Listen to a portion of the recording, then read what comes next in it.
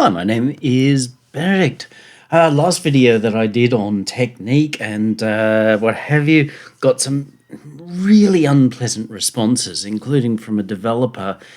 It saddens me greatly that some people figure they're allowed to have an opinion, commonly without any kind of rationale, but nobody else is allowed to have an opinion, especially if they did provide a rationale.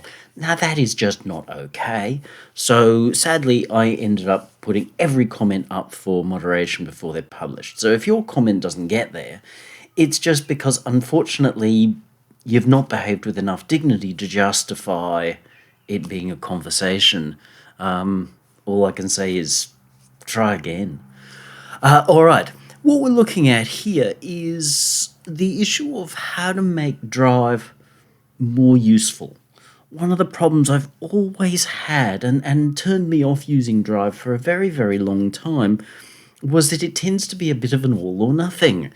And people will go, oh, we'll just use the mix-knob, dude. And it's like, no, dude, I'm not a mix-knob using kind of a fella. I'm on one side of the fence or the other side of the fence. I'm not the kind of fella who likes to sit with the fence up my... So it's like, well, what do we do? What do we do? And I've encountered a couple of times a method for approaching this.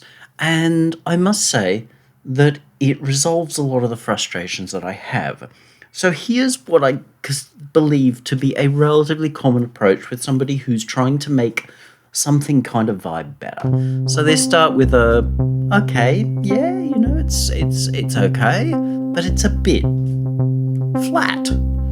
So traditionally we would add some kind of chorus, and yeah, it embiggens it, it widens it, and it's better than it was. But then after a while, it starts to become a bit flat. So then we came up with the concept of unisonizing everything, and yes, it's bigger, it's wider, it's kind of juicier, but after a while it becomes a little flat. We then tend to go, and this has been the really 00 kind of approach, let's distort it. But you can hear the problem that I've got here is that it sounds like it was put through a distortion pedal. We haven't made the sound more mobile, more anything, we've just made it distorted. And that kind of puts me off. So we can say, okay, let's simplify the signal. But we haven't necessarily made that signal any better. We've just sort of changed it a little bit and made it kind of nasty gnarly. Not cool gnarly, nasty gnarly. So this is the approach that, let's give it the whole complex signal. This is the approach that I've started to look at.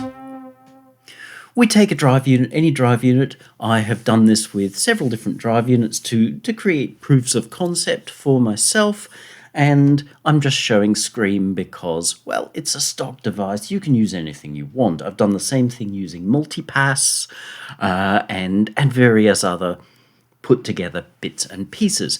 Now, before you say, oh, but I can do this faster if I just buy device X, brilliant, no need to tell me this. I'm not such a big fan, because what happens is when you solve your problem by buying device X, when you become bored with what device X does, you then have to buy device Y. And then when you become bored with that, you have to go buy device Z. Now, if that's the way you like to do stuff, more power to you.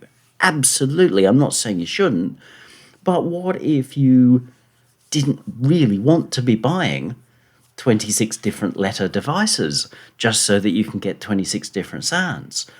What if you either didn't have the money or were more interested in actually learning the technique to be able to say, I want to kind of be able to create my own ABZ device when I feel like it, in which case then we do look at things like multipass, combinator, or any of these macro type devices where we can put stuff together and make them operate upon each other. So I've got my drive, I can set my levels, as in how drivey I go. I can set my output, so we're sort of balanced. Okay, fair enough, same. We can mess around with tone controls and what have you, but it doesn't really solve the fundamental problem. This is just too distorted. What if we then envelope follow? So that is essentially what happens with compression. It's where we test the signal and go, oh, it's loud, and we're following the input level. And that looks an awful lot like this. So we can see that signal and its level. So as it gets louder, it goes up. As it gets quieter, it goes down. Looking at just compression, in a simple sense, this is doing that. The louder the incoming signal is, the more it pushes the level down. It doesn't have all the subtleties of compression, but this is where we're getting that signal from. So if we start applying these things intelligently, I can say, yeah, it's probably too distorty, it's nasty. What if we took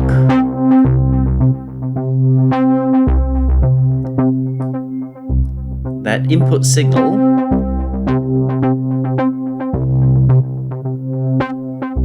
and used it to change the amount of drive, which we can see happening here. Louder signal, drive goes down. We do have a problem though, in the sense that when this drive goes down, the whole level goes down, takes a dive, kind of not so cool. Let's roughly level things out. If we do the opposite,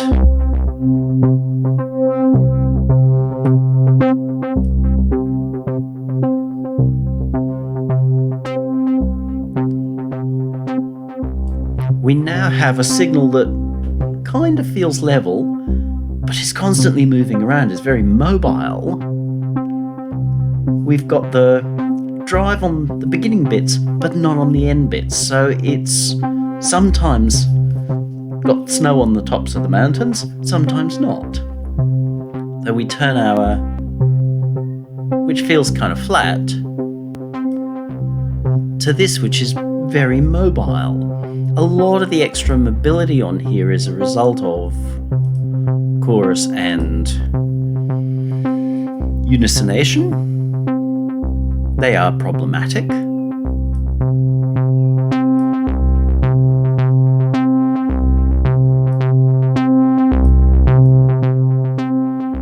I'm looking at these levels here as well as to some extent using my ears.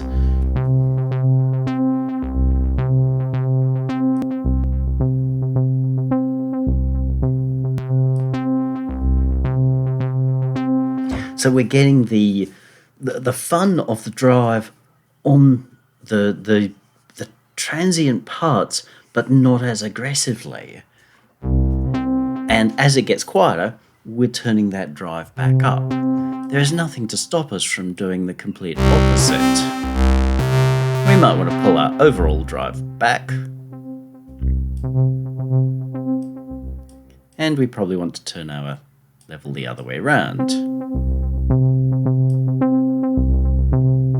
So if we want to drive on the attack part, and then back off on the quieter part.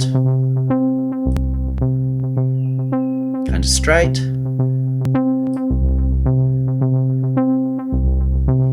Adding a lot more movement. We can turn these things back on. Not as attractive in this situation.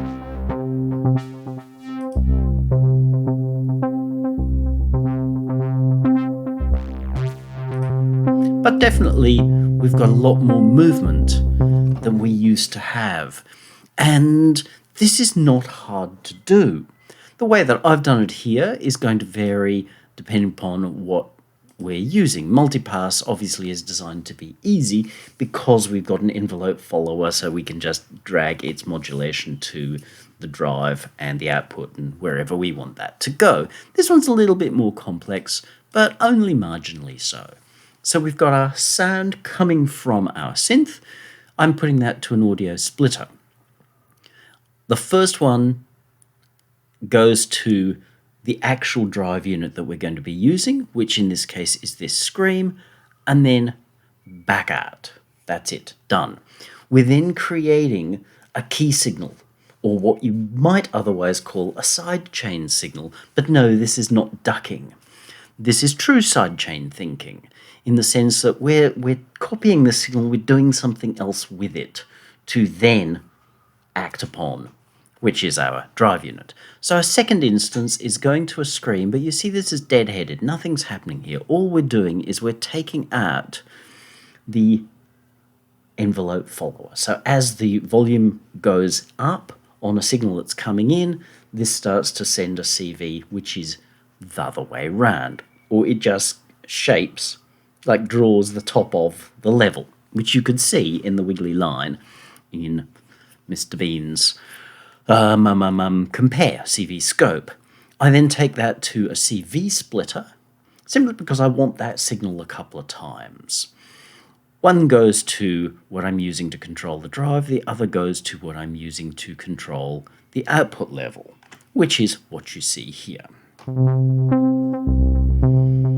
I've set it so that we can then just control the main level here. So these are defaulted to sitting halfway through.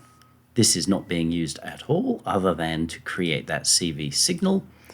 I'm then sending this signal to the controls on the front. I have to send them to the controls on the front in this instance because while there's an input for drive control, there's no input for main output. That's the case with certain things. Some, like VST, if you are using CV to control VST and then trying to use combinator knobs to control the that knob at the same time, it doesn't like the double control. So you're either going to put a knob for it on a front panel here and then automate that, which is what we've got here, or use CV to send the info to that VST twice. Once for what you might call the solid state of the knob, and once for the flippity-jib CV. So we can set then what we want to do with this information. I kind of have a preference more for doing it this way. If I've got minus 25, it's often good to go plus 25 on the other side, but there's no right or wrong. Just so you can do easier A-Bs, just get a reasonable balance of your levels, so we can A-B. We can use any kind of drive that we want.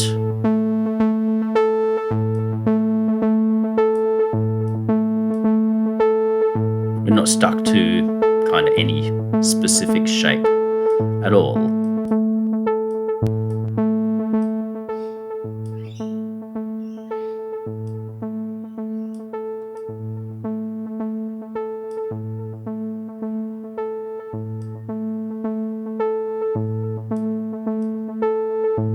And because I've split that out, we've got the ability to balance how we want things to go. I can say, well, I don't really want to change that. I'm going to use that like a kind of a compression. I can say I want to do it, emphasize that even more. Entirely up to you. But if you want the level to appear a little bit more even, then whichever way you go on one, you go the other way on the other. So you can see there's a semi-symmetrical, depending upon how much I want to balance things out, on what's going on here.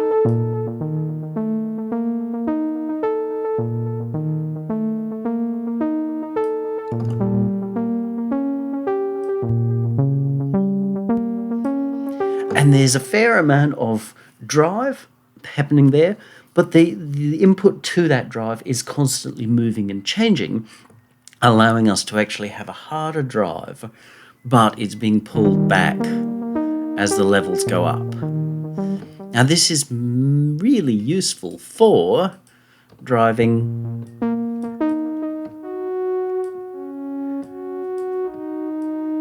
string type or pad type sounds.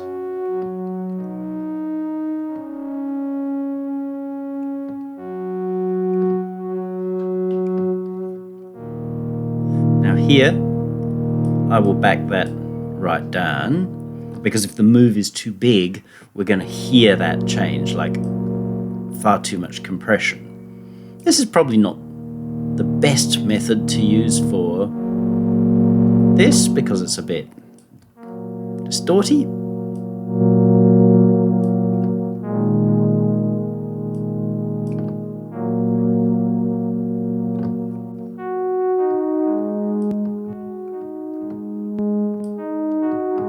Bit loud.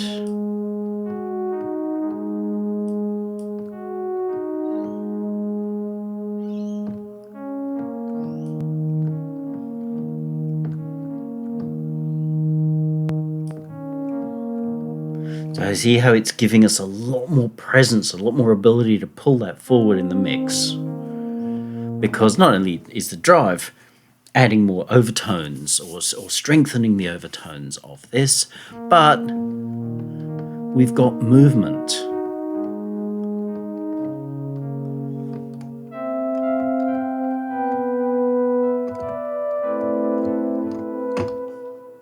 Which is, hear how that sort of gets lost?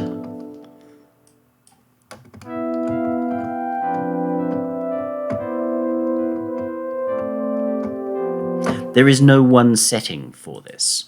There will be people who sort of go, okay, well, I'll just make my setting and that'll be what I use all the time. The problem is that's not really going to work for you, because you end up right back where you were. So in each instance, you're going to have to come in and listen to not the sound as you're making it, anywhere near so much as how it's being played in the piece. So if you make your sound going, you're going to set it up so it works okay there, but then when it's in the piece doing this, it probably won't marry up anymore. So it's more of a mixing thing than a composing thing per se, but do this once you've got a sense of what your line is doing, so that the moves and changes that you bring in here reflect what the movement of the music is actually doing. Again, there is absolutely no rule here, not that you need reason. There's no reason to say that this can't be done in Bitwig or Reaper or any other reasonable host. The main thing that you're going to need is the ability to extract a signal based upon the audio level in. Now, if you have a compressor that will output its reduction values as some kind of modulation signal, by all means use that. Anything that's going to provide you an audio envelope follower is what you need. Again, multipass, you can use that in any DAW. There's also a snap heap, which should do that just fine as well. I've done it in multipass just because. The advantage of multipass is if you want to go down the road of using more than one drive for the whole thing, as in being able to say, look, I'm going to have a drive on the low end, the mid end, and the high end, and set them up differently, then multipass just allows you to suddenly start doing that, which is obviously kind of useful at times, especially with signals like this, which can very easily be moving into Splatsville. Then you can split them up a little bit. Not that I'm a massive fan, because you have to be very careful how much you can break a signal, but seeing it's just the one sound, then it's accepted as just being the sound, especially if you do a single process after that, which helps put it all back together, which would be like your mix EQ, or maybe a single compressor, anything that just kind of pulls it from being like 47 splits of that sound into one sound will resolve any possible problems you've had. Just try not to drive your reverb into the multiband, simply because the multiband's going to warp the reverb. If that's part of your sound, by all means, but that's a major argument that I have against using multibands for mastering anything like that, because your whole reverb, your room just suddenly goes, whoa, And that's just not normal. Any questions that you have, ask them down below, kindly, please. And if it's something that I can help with, I will answer. Please understand that if you're looking to have this kind of work done to make your music better, I am a mix engineer. I know how to do these things because I'm a mix engineer and I do these things, in which case, would you be better served spending your time sending it to somebody who's going to do this rather than wasting your time trying to learn how to do these things successfully? It's very easy to do them, but it's decades of experience that help us to understand how to get a result that's going to serve the track. Not formulas, but a result that's going to serve the track. Because it's most important not to do the formula thing, because then that makes you sound like absolutely everybody else. You need to work out how to do something that's unique, so that the few people out there who are looking for something special on Bandcamp or whatever are going to go, you know what, that really vibes, that's good. Not because it's a wacky effect, but because they're really digging the story of your song, and what's been done helps to build that. Most importantly, go out, try these things, learn how to really make the most of what you're doing, and have a great time with it.